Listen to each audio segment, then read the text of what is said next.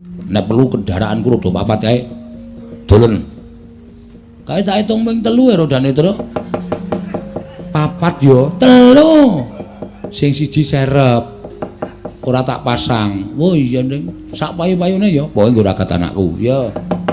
Pokoke nek aku mati anakku tak titipe kowe. Heeh, aku like kok. Ya. Supaya anakmu ora rewel mbok bojomu sisan. Soale kumbangane rewel lho ta. Ngono nek ana bojomu ora iso ngeneng-ngenengi karepe anakmu piye. Lambe atine anakmu piye ki rak bojomu ngerti. Terus bojomu gawe nang omahku wae. Anakmu yo tak gawe nang omahmu. Omahmu tak dol arep nggo sapa? Oh iya ya, heeh. Anggo nek bojomu nesu, ora wong karo mbakyune kok. Oh. Santai wae to. Iya. Aku yo arep tumindak piye-piye. Yo paling mung patutan. Tak duduk ndasmu modar kok paling mung patutan. Wis gak maju ora to? Ngapunten sinuwun. Prakuta tiba. Nggih. Ngopo tiba? Lah wong menjenengan yo dawuh kinan mejahi Petro kula Budidaya maju wonten ing pabaratan. Petro gelut kalih kula. Kowe patih kok nganti kalah karo Panakawan? Oh, mboten perkara patih kalih Panakawan, pancen perkara niku ya ampuh tenan. Nyatane kula antem mboten dirasake bareng kula dibuares buyer sirah kula. Mundur. Nggih.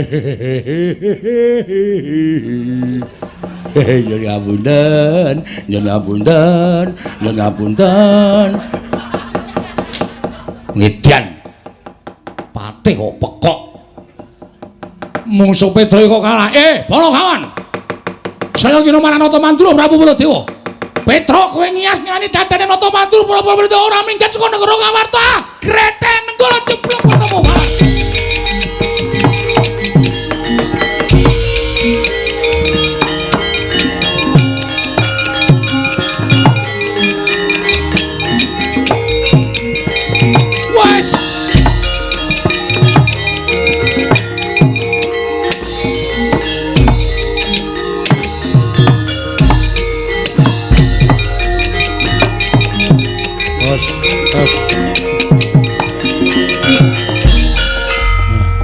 Aduh. Wah. Bareng Sinuwun Mandura nggawa nenggala. Petro Kanombala ora minggat suwarane ngomong glandang negara. Mak biar. Murut. Waduh. Waduh. Bagong modar iki. Waduh. Aku kok yo lali nek ngejak Bagong to. Mongko cah kae nek mlayu pupune gathuk. Mak buku. Kunangan Baladewa. Iki Bagong melu-melu nenggala ndasmu. Yes. Modar. Yo ngapura ya, Le. Aku lali nek ngejak kowe, Gong.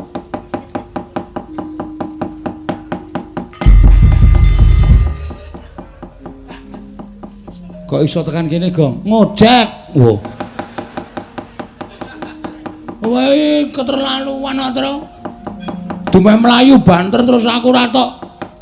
Blas ora tok karohke untung ana ojek langsung tak cengklak. Mas tututi wong sing dhuwur kae, Mas. Aku dilalake aku nyengklak ra ngematke montore. Oh, Yamaha 75. Meng suarane tok sing banter mlakune 20. Nganti diselip Baladewa.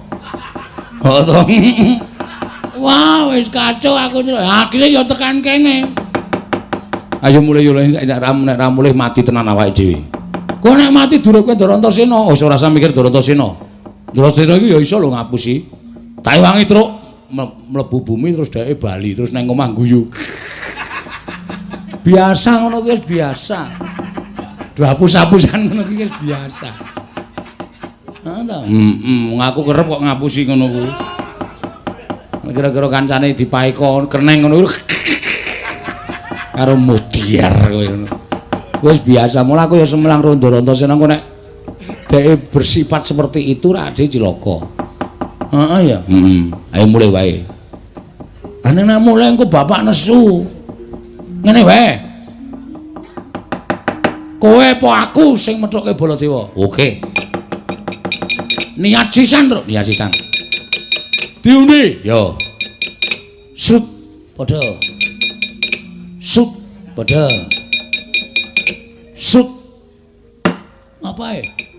Bingsut kok jempole lebokke driji iki cara ngendi? Nesep ora tak lebokke. Nesep dengkulmu ora. Menang aku berarti menang kowe. Ora iso dienggo menang nek kaya ngene. Kalau nggon aku drijine tak gegem jempole mecotot. Kowe wae, Tru? Oh iya. Gulane gaman, Gong. Hah? Gulane gaman. Apa? Manut sasae. Linggis terserah. Sing dawa wasine ndak manut. Anane sing dawa itu. Dawa ya gelem. Rada niyeng ora masalah. Wah, akhirnya anane sing cendak. Ya sing cendak ya ora apa-apa. Lagi nggo nyumbat kambil, nggo dintani. Golek liyane ya? Ya. Bendo? Ya bendo. Pengot? Bendo pengot gelem. Omong wae ora. Ki apa? Tak sileke bakul degan. Ha ya ora apa-apa. Muni mungkin ora rampung dikondurke, Mas. Nggih, aku. Balekke lho, Tru. Heeh. Iki soalé engko nek tok sile terus gayane tok ilangke ning jane tok dol. Ora mungkin. Perang kok ngedol bendo iki cara ngendi. Kowe iki cah limpat e. Cah prigel e. Wis tak gawane kok mungsuh Prabu Baladewa. Heeh. Tak tekati aku mung cekelan omonganmu mau kok mati nglabuhi bapak ki mati utama mlebu swarga. Ha to, Gong? Ya mbuh. Ku tak thothok ndasmu lho kowe. Kene iki mantem-mantem kok ngono ya mbuh. Aku ya mek ngrungokke nek dong pengajian kae. Oh, berarti bener. Heeh. Wis ya. Sik iki titip dompetku sik. Ya. Kake sapa bojoku?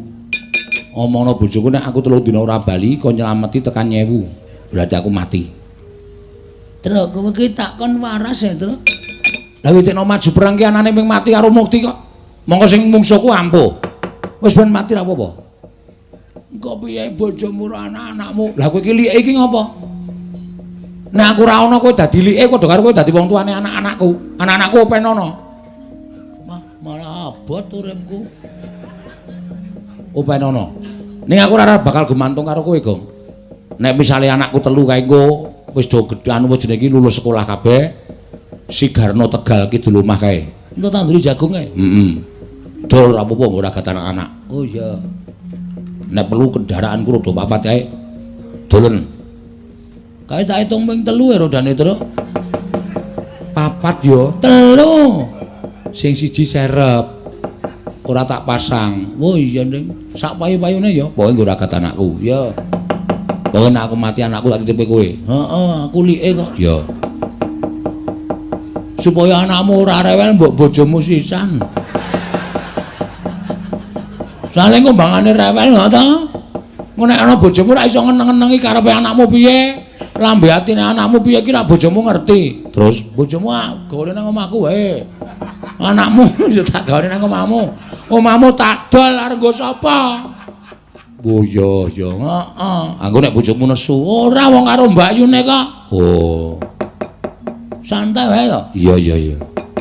Aku yo arep tumindak piye-piye. Yo paling mung patutan. Tak tutuk ndasmu modar kok paling mung patutan. Wis gak maju ngene to? Ya. Nganggo benda iki kowe baliya sing banter mlayu ya, Gong. Heeh. Wadul karo Bapak Prabu Baladewa tak tandangane. Ngati-ati to. Ayo, Amos Surabrata. Iki Petro gantung bolong legane.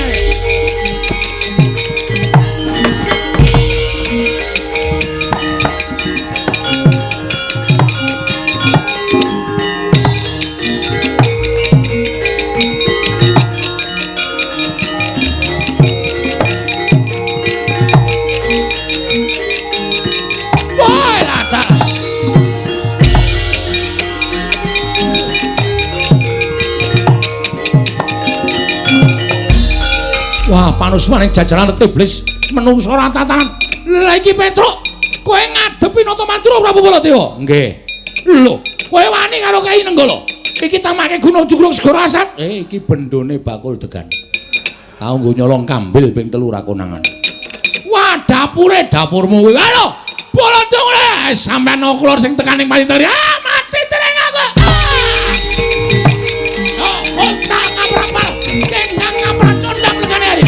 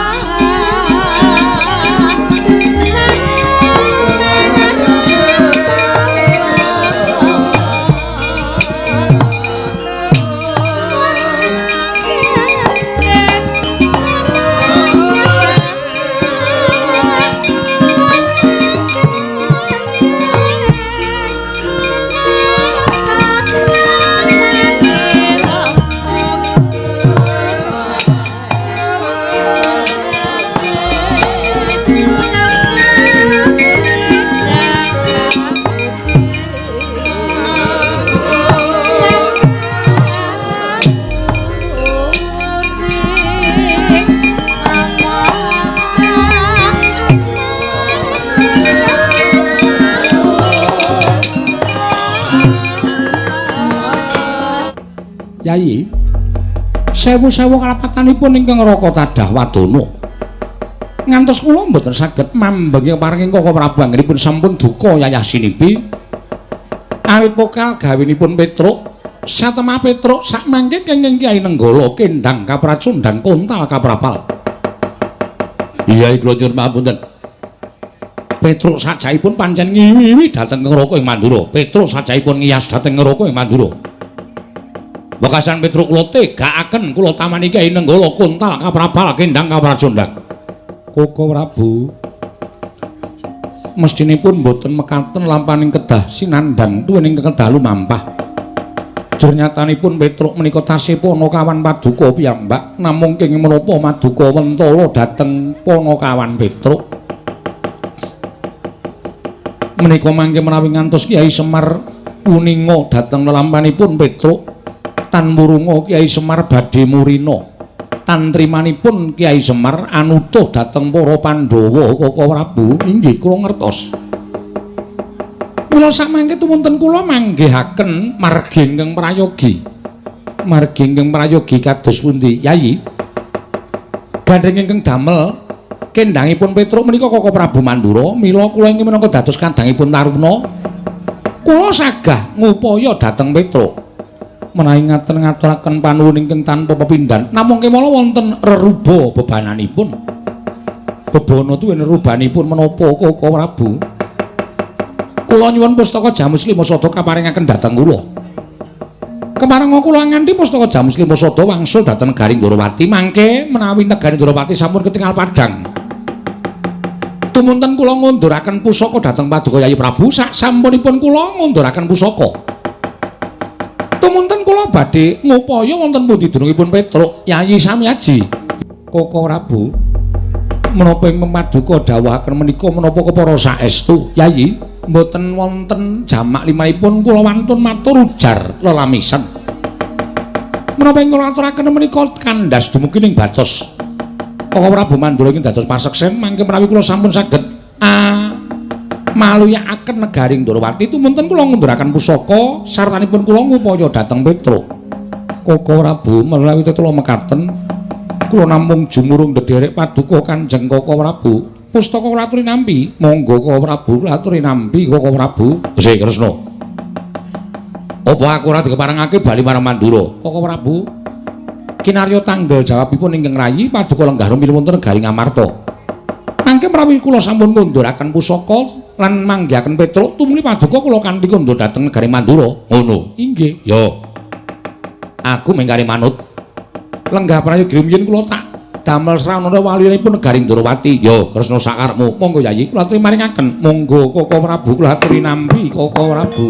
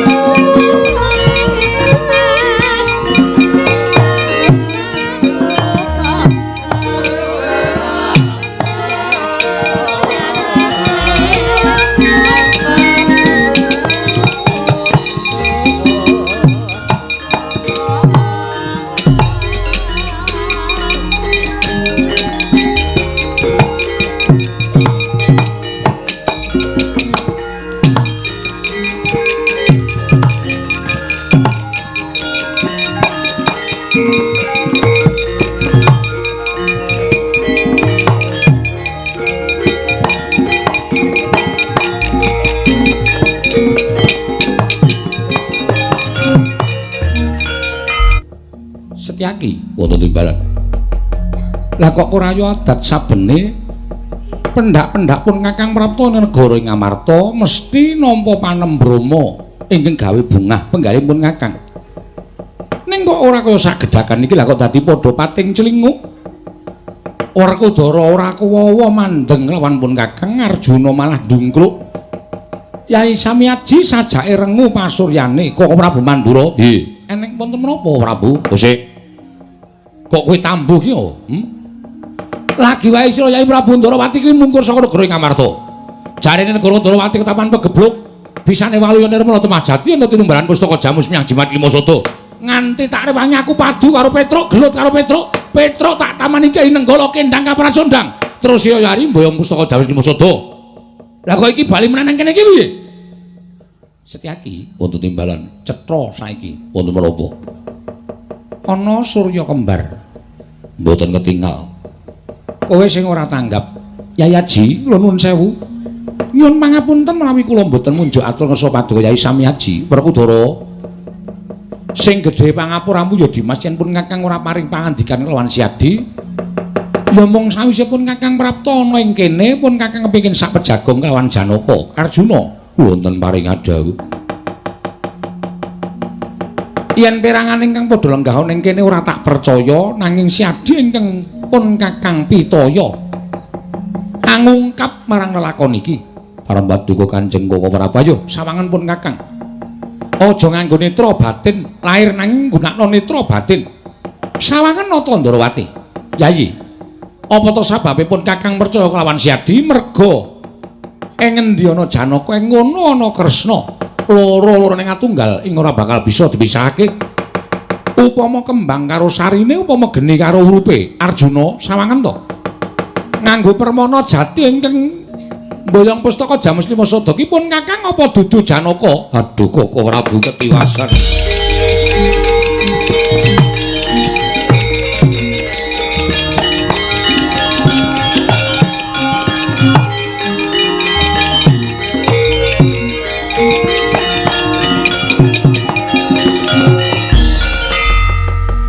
kinten babar pisan bilih negari Ngamarta kedatengan mengsah ingkang membo Koko Prabu telik Mangindrajala ingkang dusta pustaka jamus miang jimat kelima sada Koko Prabu kula nyuwun pengayoman Werkudara nggih dudu caping pun Kakang nang ngaturi adimu panengah ing Madukara Si Janaka ingkang ngandhakake ingkang Bayang Pustaka Jamus Lima Sada kuwi dudu pun Kakang Koko Prabu Pandura nggih ingkang Bayang Pustaka Jamus Lima Sada sanes ingkang ngrayi ora wah la iki mau sapa mongko persis banget karo Yayi Prabu Ndarawati sak solah bawane wae ora beda nganti pun Kakang percaya nderekake marang menungsa mau Prabu Negara Ngamarta kaya aja gawe-gawe Kresna mboten Koko Prabu nyatanipun kados mekaten Yayaji kula nyuwun pangapunten paduka sampun salah anggenipun maringaken pustaka Jamus Lima Sada dhateng panjalmaning mengsah ingkang memba ingkang Raka Indrawati Yayi Samiyaji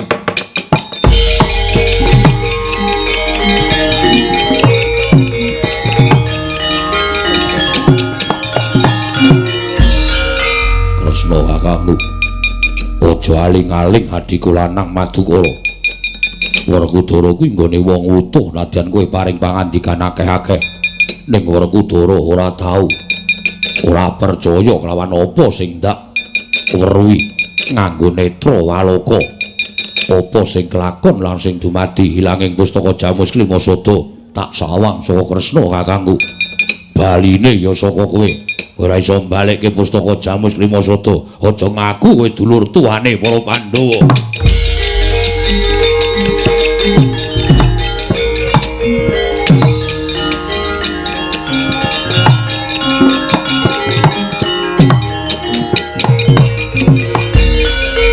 pikir-pikir Werkudara ki bener. Nadyan wong mloho apa anane wong wutuh kaya Werkudara nanging ucape sarwa bener. Tak sawang cetha aku lenggah ning mburimu sing nampa pustaka Jamus Lima Sada kuwi Kresna. Nek kowe muni ora dasarmu apa perkara Janaka ngandhake yen kowe ora mbayang pustaka Jamus Lima Sada. Kowe iso mbalekke pustaka apa ora? Ora iso mbalekke pustaka, kowe mirang-mirangke nata mantra Prabu Baladewa. Aku ora sudi ngaku kadang taruna karo kowe Kresna.